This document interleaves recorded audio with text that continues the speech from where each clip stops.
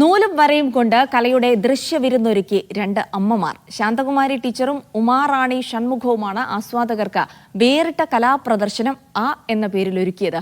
Cross സ്റ്റിച്ചിങ്ങിൽ തയ്യാറാക്കിയ 4 ഭാഷകളിലെ Indian ഭരണഘടനയുടെ ആമുഖമാണ് പ്രധാന ആകർഷണം.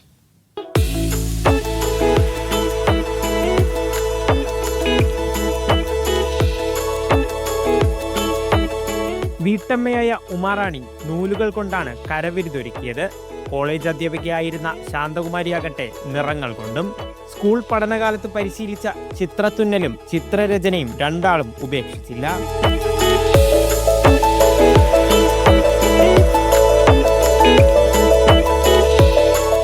ഇംഗ്ലീഷ്, മലയാളം, ഹിന്ദി, തമിഴ് ഭാഷകളിൽ തുന്നിയെടുത്ത ഇന്ത്യൻ ഭരണഘടനയുടെ ആമുഖം ഏവരുടെയും ശ്രദ്ധ നേടുന്നു.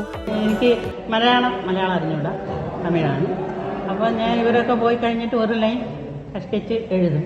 അപ്പോൾ ഇവരൊക്കെ വന്നിട്ട് അതിൽ വള്ളിയില്ല, കുത്തില്ല എന്ന് പറയുമ്പോൾ ആ ലൈൻ പിരിക്കേണ്ടി വരും. അന്ന് അത് പിരിച്ച് ആ രാത്രി മുഴുവൻ ഇരുന്ന് അത് തയ്ച്ചിട്ടേക്കണം.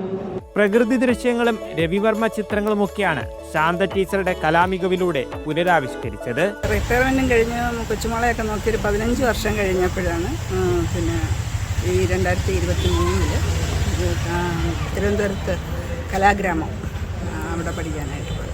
ഒരു 6 മാസം നോക്കാമെന്ന് പറഞ്ഞ് പോയതാ.